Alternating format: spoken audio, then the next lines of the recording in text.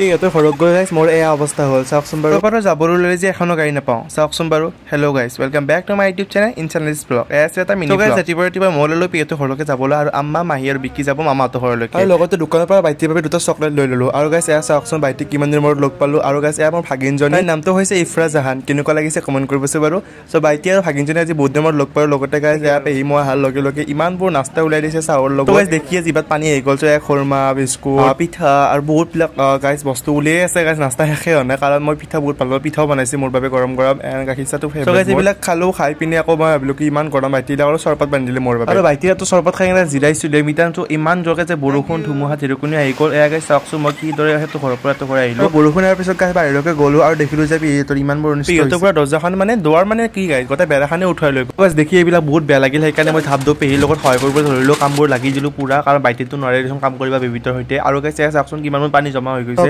ধৰণে মোক এয়া আগবাঢ়ি থ'বলৈ আহিছিল এতিয়া ঘৰলৈকে যাওঁ গাইছ বাই বাই